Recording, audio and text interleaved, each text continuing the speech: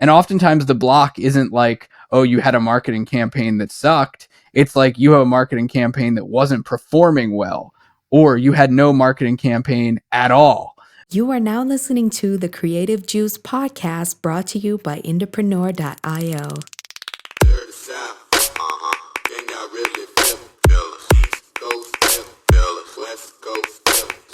What's up, indies? Welcome back to Creative Juice. This is the podcast where we cover growing and monetizing a fan base and building a music career with marketing strategies that are working right now based on what we see every single day inside our music marketing agency and across our community of thousands of artists and bands. I hope you enjoy and subscribe. I'm your host, Jack McCarthy, and with me today, as always, is Circa to talk about breaking through the bottlenecks of your music career and catching the moving target of growth. Cirque, what's up, dude? Solid, dude. How's it going, my friend? It's going well. It's going well. Can't complain. Sunny day. I know. Last week we had like 7 days straight of rain, and I was just sad by the end of the week. Now it's sunny, and I can feel the clouds of my brain just lifting up. It's great. Yeah, we're here to spread positivity and help you guys through your music marketing challenges. Jack, what do you got for us today, brother? All right, this is what we're going to talk about today. This is a topic that I think is close to my heart because I know a lot of artists struggle with this. We've talked plenty of times on this show about bottlenecks and growth and shiny object syndrome. And when we were talking about the topic for today's episode, we were like, how do we consolidate all of those concepts down, or those ideas down, into one sort of massive lesson here? A life lesson, a business lesson, whatever you want to call it. And I think we've got something interesting to discuss here because it kind of covers ground from the beginning days of Entrepreneur all the way up through today and everything that we work with our clients at the agency and an Indie Founder and inside of Indie Pro. And I want to start this by saying, no matter where you are in your career, you might be feeling like the next step for you is a moving target. It might feel like you're trying to reach a goal that is unattainable, always running away from you, or always shifting around, always evolving. And it can definitely feel like that. And we wanted to talk about why and what we apply to music careers, music businesses, to help artists overcome that. And actually, the theory is way simpler than you might think. This doesn't take an MBA from, Wharton School of Business to figure out, but it does take critical thinking, and it does take a long, hard look at what's actually going on in your business to determine what your next things to focus on are. And that's what we're going to talk about today. This starts with the idea of the theory of constraints. The theory of constraints. That's interesting. Tell me more about this theory of constraints, Jack. Okay. Theory of constraints. Oh man, you're approaching this like a true interview, a TV interview. I'm listening to Notebook LM podcasts on documents. The theory of constraints is a management concept. Essentially what it says is that a system will grow unencumbered up until its constraint. And so how this applies to business and music careers, any kind of business really, is a business will grow up until the thing that is constraining it the most. Wait, are you saying that a system that grows won't grow beyond a point where it cannot grow beyond? That's right. That's the theory of constraints. That blows my mind. Mr. Notebook LM. Wait a minute. You're saying that if something's in the way of something, it won't go any further? Sir, can you give context on Notebook LM for our listeners real quick? So they know why you're making fun of me right now. I'm also making fun of the theory of constraints a little bit. But Notebook LM is like a Google app where you can like put in like whole documents and then it'll generate like a fake podcast with AI where they're like talking about like explaining your document.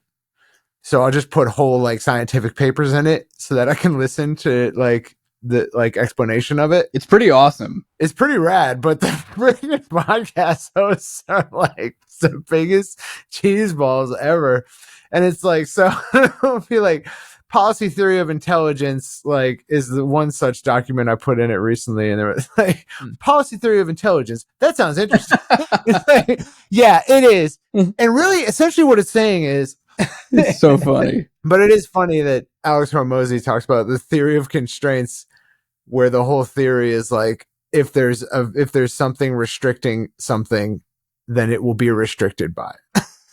Yeah. And that's why when I started bringing this topic on, I was like, the answer to your shiny object syndrome or your concern for what comes next or the moving target of your music career is probably actually a lot simpler than you think it is, right? You might have a few different bottlenecks or constraints in your business, but the idea of the theory of constraints is like you have to attack the biggest one first. That's probably the better way, because he does always say is like a business will go up into its point of constraint. And it's like, well, that's obvious. Right. That's so obvious. But maybe more like the more useful interpretation of what he means is that like if you aren't growing, there's probably one specific constraint you could knock out and then you would grow a lot up into the next major thing. Right. Not the obvious point that like if there's something constraining your business, there's something constraining your business. Exactly. Yeah, 100%. And that's what's hard about it. It's how do you uncover the actual constraint? What's the real constraint going on here? It kind of suggests that there's something like not as obvious that's probably like your bottleneck because if it was obvious, you would have cleared it by now. So you probably need to like, when you should take you're not growing, shit is not changing as a sign that there's like some blocker, and then you should go look for the blocker. Right, exactly. This was probably a helpful clarifying starting point. Yeah, I started off being just a dickhead about it, but it actually yielded something useful. This is usually how our conversations go on and off the podcast. So you guys, we just make fun of each other until we learn something. Yeah, there you go. That's how Circa and I operate. It's a beautiful relationship. Like, wait a minute, this joke we're making at someone's expense is actually points us to something useful. It's true. If the whole, oh man, it would be so funny if all of our Creative Juice listeners could listen in on Indepreneur team meetings sometime. Oh my God. We would immediately be delisted from Apple Podcasts. You'd be like, what the? These guys aren't as nice as they seem. Anyway, to circle back around to theory of constraints, Circa has now done a good job of taking the obvious definition of theory of constraints and allowing me to unpack it in a way that shows that the thing that might be constraining your music career, or any business for that matter, might not be the thing that you think it is. And that's why artists find themselves stuck, stalled, not growing, focusing on the wrong things, being on like the hamster wheel of trying to figure out what to do next, chasing shiny objects. And this is true of all sorts of businesses as well. I mean, like, we ask ourselves these questions all the time. Damn, now that I think about it more, it's like the way listening to what you just said, it really is useful to think about what the non-obvious reason that there's even a theory of constraints. Because it's like, yeah, you might be like need focus, where you're like, I need more fans or I need more sales or whatever, instead of problem focus, like, what is the one reason I probably don't already have that? Right. Exactly. That's such a good way to think about it, because it's like, yeah, like you're not like trying to look for new ways to do X. You're actually looking for the reasons why current way that you already do that isn't growing you anymore, instead of inventing like new schemes to fucking like get X need. You know what I mean? Yes, 100. It's a different way of thinking. It really is a different way of thinking about it when you clarify it. Yeah, 100%. This goes surface level and then it goes deep. And I think that's why this is a useful way of thinking about what might be going on in your business. We do this all the time. Like, we analyze what might be going on in a specific subset of Indepreneur. Maybe we're talking about Indie Pro, maybe we're talking about Indie Founder or Indie X, and we say, well, what's really stopping us from getting to the next thing? You know, one example is like, we might say, are we demand constrained versus supply constrained? Like, do we have enough people to allow us to have more customers? If no, that's why we're not getting more customers. Or are we demand constrained, where like people just don't want this thing enough and we need to figure out why? These are the kind of questions that like businesses ask themselves all the time. And I wanted to just talk about, like, candidly, how we do this for artists. And we've talked plenty of times on the podcast about like the audits that we do with Indie X clients or Indie Founder clients, for example. And I know when I've brought this up before, I've said, like, you know, we go through your audiences and we go through your marketing and the processes that you've been running and your systems. And we look for, you know, how movement or flow is happening through your entire buddy system, and we look for areas of opportunity. When I talk about areas of opportunity, what I most often mean is like, where is everything stopping? Why is that happening? And what can we do to make that go away? And oftentimes the block isn't like, oh, you had a marketing campaign that sucked. It's like you have a marketing campaign that wasn't performing well, or you had no marketing campaign at all. Yeah. And so like areas of opportunity more so often means like, if we just like moved away this little bottleneck here, all of a sudden a whole bunch of downstream effects would allow for you to grow again. That's the kind of stuff that we look for when we audit for clients. But I'd be curious, Cirque, from your perspective, like consulting with artists from like day one of Indepreneur, now that we've kind of talked through like the more obvious unpacking of the theory of constraints, like what are ways that you've seen this play out for artists that you've consulted with or just talked to over the years of like, I illuminated something for someone that they couldn't see? Because I think that's often what we do. You know, we have conversations with artists and bands and we kind of shine a flashlight on something that they might not have known was even there. Well, I think one, like the whole reason that you do consulting of any sort, like you get a consultant, is literally just to have an external set of eyeballs that doesn't have like living in your problem blockers. Like when you live in your problem, you become blind to like major parts of it. Sometimes like having someone over your house might make you feel very self-conscious about all that you've come to ignore about your house. Yeah. And so it's like, yeah, like that's why it's helpful. That said, like since Indepreneur started, I've been almost like entirely time constrained on consulting with like individual artists. And I've had to like literally Indepreneur was started out of my need to speak to many for efficiency reasons. There's just not enough time in the day. So I very rarely will talk to artists one-on-one. And when I do, it is in a one-to-many format, like a Q&A or a very rare consult, in which case I'm already time constrained. And so I naturally gravitate towards looking for the one big like thing you could solve. So like theory of constraint is like my modus operandi, like by default for that reason. And so, yeah, like I have a lot of experience with this type of analysis just because that's ends up being what I have to do to save time. It's like, what's the biggest high impact thing I can tell you? So I'll ask like questions about what you got going on. One thing, like there are a couple of moments that stand out as like, I said this thing, presuming that like, if you were to take this and run with it, it'd probably be the most high impact thing I could say to you. Knowing full well that like a broad majority of times I give you your one big blocker or one big thing you could work on, you're not going to work on it. And I don't expect like most of the people I talk to actually do it. So when someone does it and something like really cool happens, I'm actually very pleasantly surprised and it's awesome. And that's happened multiple times. Like people, I'll come back and be like, you said this one thing and we did this one thing and then this happened. And I'm like, really? Dude, that rocks. Best feeling in the world.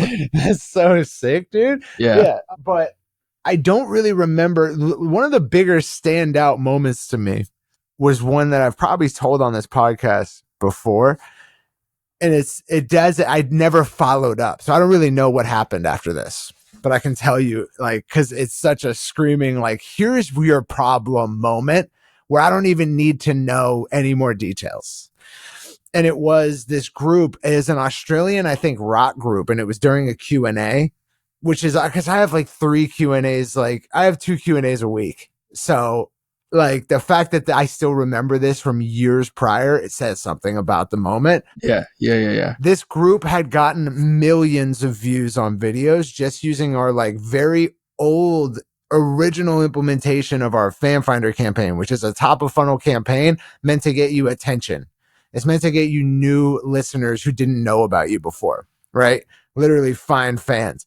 And this was back when the earliest incarnation of that like strategy still was very valid and useful. It's not as valid and useful anymore just because of changes in the ad platform and how things have worked with content and how people have like come to consume content differently. But that said, they used it to get millions of views across like 3 songs, I think. One such song, like they had like multiple millions of views on the video and they really hadn't spent much. So it stood out as like, oh, you've got the fan finding part down. Top of funnel is good. And they were still asking questions about how to improve that, how to not move on to like selling shit, but to improve their top of funnel or email generation. And I was like, bro, go sell something right now. They were like, yeah, we have 100,000 followers on Facebook. I'm like, what the hell are you doing? What are you doing? Go sell something now. And they were like, this man, I think it was their manager who I was talking to. And he was like, really? Like sell something now? And I was like, yes, dude. Yes, sell something 6 months ago, but also sell something now. Like, yes. And he was like what? And I was like, anything. Just make a shirt, like put out an EP, do a tour. I don't care what it is. Do a Patreon. You have 100,000 followers. If only 1%, a 1% conversion rate, which I will remind you is 50% as effective as the average, right? From cold traffic. So isn't it cold traffic is like a 2% conversion rate on a great ad and funnel to sales, right? 1 to 2%. Yeah. Okay. Well, we're not talking about cold traffic. We're talking about 100,000 people who clicked follow on your page. And we're talking about not 2%, but 1%. So 1% of a much warmer audience. Half of the average sales rate of a cold audience for a much warmer audience is all you would need to get 1,000 purchases. And if you made $10 per purchase, that's 10,000 in your pocket right now. You just subsidize all of your ad costs that you've ever spent times 4, right? Like forever. Yeah. Like you're good. So just go do the obvious thing. And he seemed so surprised that was what he should do next. And I was like, I feel like I'm taking crazy pills. Do we not make this very obvious and clear that this is what you should do? Like, it's nuts. I think that's a really great example, though, because it's a huge blind spot. That's an extreme example. It's a huge blind spot. But I also think it illustrates like different types of shiny object syndrome. And I've gotten on my pulpit plenty of times about artists and how they get shiny objects about like, oh, new thing that I want to try, new piece of software. Oh, I want to go to TikTok instead of Instagram. Oh, I want to go to Instagram instead of LinkedIn. Like, you know, all sorts of shiny objects. But this is a different kind of illustration of it where I think there's a big risk, especially with how top of funnel heavy music is, that artists, once they start to get momentum and success, they miss the forest for the trees, where it's like, oh, I went viral on this video, so how do I go viral on the next one a little bit more? And how do I go a little bit more viral every single time? And I'm not saying that there's anything wrong with continuing to focus on your organic and your top of funnel efforts and growth. But once you have audience, the forest that you're looking for, that you're missing for the trees, is moving those fans to the next level and starting to monetize. That's a business move, not a marketing move anymore. I think it's also like, it's about existential risk. At the state that manager was in, when I talked to him, he was like the perfect victim for any of the snakes and sharks that live in the music industry and are actually its main inhabitants. Because they're going to come along and they're going to be like, bro, we'll give you $20,000 and all we ask for is 85% of your lifetime earning potential, but not lifetime, just the next 16 years if we decide to extend all options and exercise affordances. Is that cool? That sounds really good, right? And they'd be like, oh my God, $20,000, not knowing that they have like $20,000 in the next 2 months sitting in their back pocket if they just do the right set of really not that hard things. And so, yeah, like, it's less about like, will this change your life forever in the next like month if you do this? And it's more about like you could prevent yourself from complete ruin and being like subject to the whims, because they're firmly in. This is what the record industry wants to see. They want to see that you've done all the work with respects to getting attention and that you are completely helpless when it comes to monetization. That's like their dream scenario. Yeah, that's a really good point. It's like two sides of the same coin there, right? And we're not saying, again, it's worth repeating here what you said. We're not saying that like once you find your hidden constraint and you go after it. Like, you're not going to uncork it like a genie and then all of a sudden have explosive growth. You could, like, Totally that yeah. could happen. You know, that band, for example, could have run a sales campaign right then and there and made $10,000 that month. We don't know. You don't know either. But the point is like, when you start to move in the direction of deconstraining yourself on the thing that is actually blocking your growth, you will naturally start to have growth over time.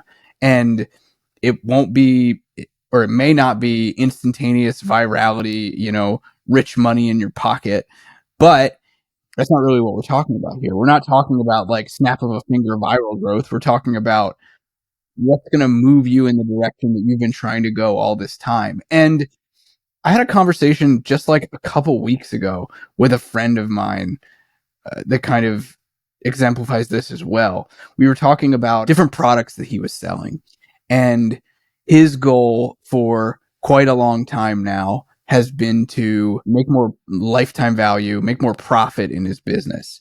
And so he's been looking at various ways of getting higher ticket items in front of his customers and selling more of his, you know, current product line to his fans. And we were talking a couple weeks ago, and he was telling me about some of the things that he'd been working on and what he'd been planning to do. And one of the things that he was talking with me about previously was like, oh, I'm planning on doing a price raise a little bit. And I was like, I think that's a good idea for you. Like, you haven't done a price raise in a while. Your costs have gone up. Prices in your store don't really match like what the market is, just generally speaking, for e-commerce right now. We were talking, and he was like, so I'm thinking about doing a lower, like a super low ticket product to see if I can just get a whole bunch of people into my world. And I looked at him and I was like, do you have a problem getting customers? And he was like, no. And I was like, well, let me ask you something then. Does creating a lower ticket product get you any closer to the profitability that you told me is like the biggest thing, the biggest goal that you have in your business right now? Or does it get you further away? And he was like, well, I'm thinking if I get more customers, eventually I'll turn them into repeat customers and it'll be longer LTV. And it kind of fits in with what I'm trying to do. It's just like a little bit of a detour, basically. I was like, well, let me ask you, like, does taking that detour, does the time that you will spend taking that detour, is it worth sacrificing what you're going to forego in terms of your larger goal here? And I think that's another example of like, well-intentioned shiny object syndrome or misplaced optimism around alternate things that aren't really related to what you're trying to do or solving for what you're trying to do. I think people exist in a spectrum of efficiency with respects to side questing. You're trying to build up your skill tree, right? It's like, well, I don't actually want to face this boss until I have like this whole branch. Oh yeah. Like, all right, yeah. I get that. Like, that can happen. Totally is sometimes a valid argument. But if the branch is already developed and now you're just like getting into ridiculous territories, like, that's probably not actually like something you need to do. And yeah, like, there's a clear analogy here with respects to like, there's like a dirty little secret in at least the clinical application of the fitness world, which is that like a lot of money is made off of selling people like foam rollers and, you know, various like saunas and like different supplements and just different things that are around their goal. Yeah. Like, someone might present with like, I can't squat to depth. I can't actually squat down low enough to do a full squat. What I need to do, and like the fitness industry will tell you, oh, you probably don't have enough mobility in your ankle. What you need to do is mobility exercises and various things before and after, stretching, dynamic stretching, all this stuff in order to squat to depth eventually. But like, clinically, that's just not, there's no evidence for that whatsoever. Yeah. And it's much more likely that the thing you need to do to squat to depth is squat. You need to squat more. Yeah. It's like, and this bears out in like tons of other fields, singing, like practicing instruments and stuff. People want to believe that going out and doing something very badly is not the way to do it better because it's embarrassing. It's like, dude, but it's fun. You got to get the suck out. You get the suck out in everything you do. Yeah, so true. You have to go and be in it. You have to go be clueless in front of, ideally with people who are not clueless, so that they can show you how to be less clueless. I think this is an interesting point to make about like theory of constraints as well, as like you don't deconstrain your business by trying to go around the constraint like it's a fence. You have to attack it head on. And your first attacks are probably not going to work. They're probably not going to be perfect. Your first attempt at getting, okay, let's take the Australian band example, right? Tons of fans. Instead of focusing on just getting more tons of fans, they needed to start to monetize. Maybe the first offer they made after you told them to make offers sucked and flopped. Does that mean that they should stop trying and go back to, oh, I guess we just need more virality, and then eventually some of those people eventually will become customers? No, like, come up with another offer and make it again. Also, there's like a very real difference between, like, okay, let's say that for that case, or for your friend's case, right, where it's like he wants to make more profit per customer. And so he likely needs to offer things that cost more. He needs to actually like create offers that have more value and thus more costs baked into them, more ambitious offers. And those are scary because you not only have to go out to the marketplace and say, pay this much for like me, and you have imposter syndrome and you don't think you're worth that much, but also you have to promise more because you have to bake in more value. And that's scary because now you have a commitment to fulfill like something that you're not used to fulfilling, and you're worried that it's going to be bad. And it's like, hey, it's going to be bad. It's not, I mean, compared to like, if you keep doing it, obviously it will be worse at first than later. Because you're going to keep doing it. And if you, as long as you think you like will get at least some bit better with like practice, then it's like stands to reason logically that you're going to do it the worst you've ever done it first. And that's the next time you do it, which is the first time. So it's like, yes, I understand you're scared of the fact that immediately when you go to do this thing, you will be experiencing the worst you will ever experience of it. I get that. That said, it will be that bad if you wait too. It will be as shitty if you wait. And the, like, for instance, for the Australian band example, they're not going to capture as much value as they will eventually come to capture from their audience percentage wise. Like again, we could say it's like 1%. Let's say you get 1,000 customers with your first offer. Well, like standard for a cold audience is 2%. For a warm audience, like you could get as high as 10%, which would be $100,000. But I just don't expect you to get that on your first try. So let's just go with 1%. Is that enticing to make 10K? Cool. Let's do that. And the point being is that like, it's going to be 1% no matter how big the follower count gets. Would you rather be like a household name and have a shitty launch? Or would you rather get it out of the way now? Yeah. Because like there's actually no benefit to waiting, but there might be a detriment. And there's just reputational risk. And a good example of that is look at Charlie D'Amelio, the first global pandemic TikTok celebrity. TikTok needed to create their own celebrities, platform celebrities, and we had COVID, so everyone was locked inside. And so they took this like, you know, like good-looking family, the D'Amelios, specifically Charlie D'Amelio, the eldest daughter, and she made these like crappy dance videos that were like her doing dances where like the original creator of the dance is obviously way better and also on TikTok, but they weren't like pretty and white. And so like they didn't get nearly as famous, and it was just abhorrent to everyone who was watching it externally. But you know, she got up to like 154 million followers on TikTok. And then they started monetizing the family as if they were the Kardashians, and every single product flopped. Because they had no experience monetizing. They thought they could just slap their name on popcorn and cotton candy and they'd be billionaires, and makeup lines and shit. And it's like, well, this is completely disconnected from like anything that you guys are known for.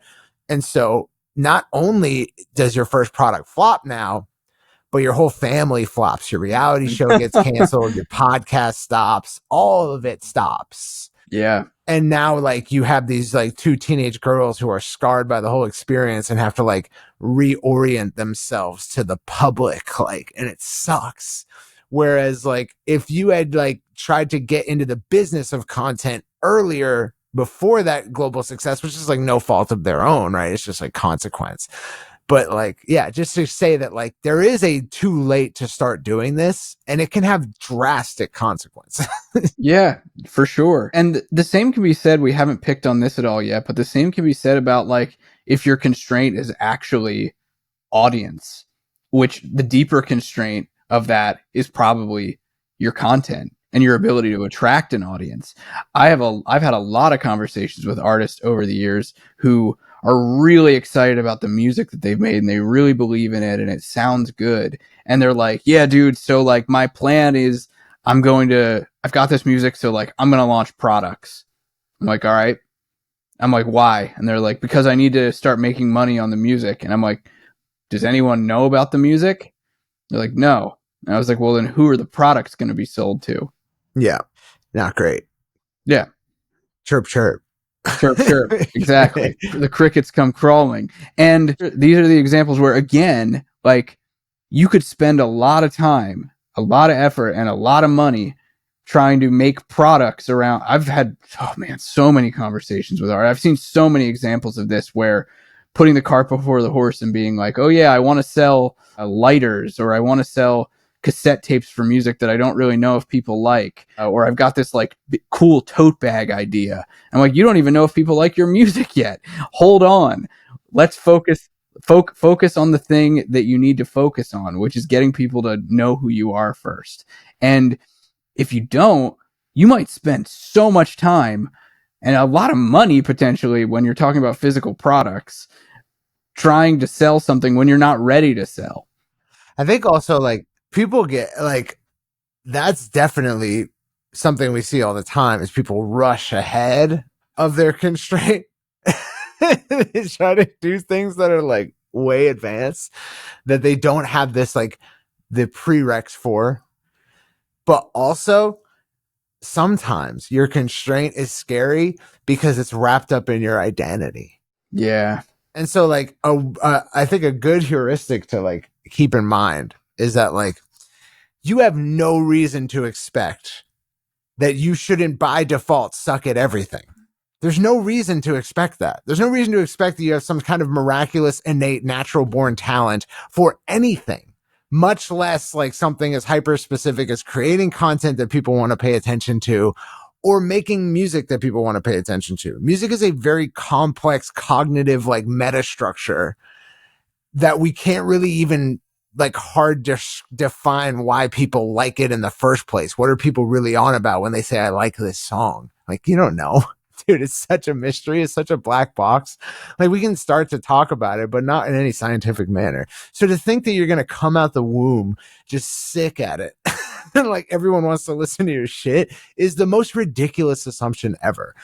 It's much safer to assume for every skill that you want to build that like, I'm probably going to be bad at this just given that so is everybody bad at this.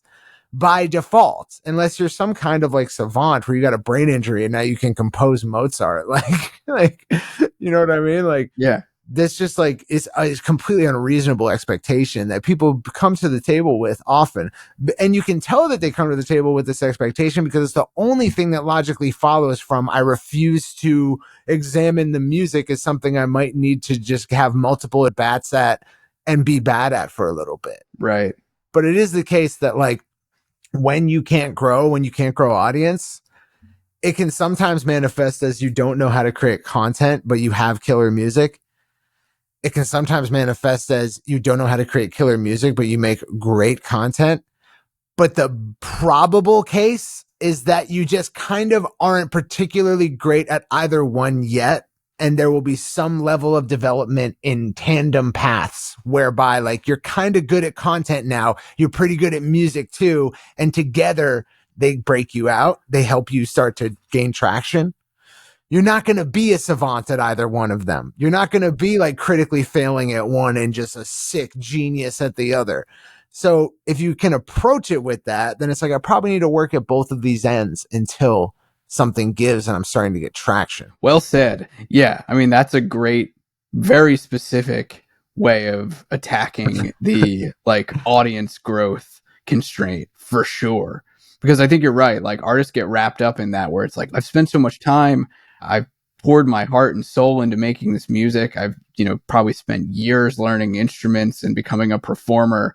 Why can't it just be something that people like? Why? It's a hard constraint to attack for sure. It's a very personal identity focused way of like coming at music. Yeah. Which should really not have anything to do with your identity, which I mean, like we can't get into how your identity is constructed in the first place, but just to say that like, it's not something you should start wrapping up skills you're currently learning at all times, like in. Yeah. Well, I think this was a good unpacking of goal setting and more importantly, like goal attacking. Yeah. How you go after the things you are really trying to go after. Diagnostics. Yeah, diagnostics, not getting side quested in your music career. I hope you guys can take some of these things that we talked about and apply them to yourselves. I think we went from the very obvious to the very deep here.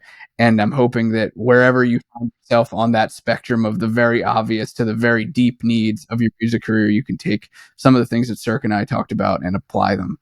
I dug it. I think while we didn't give 20 different cases of like constraints that we advised on, I think we gave a good like boots up like look at like how to quickly identify your bottlenecks and not get lost in like silly pursuits. That was definitely the goal for me, at least. Quick and dirty. Yeah, good. So I hope you guys dug this. We'll catch you next time on Creative Juice. Go find those constraints. Peace out, Indies.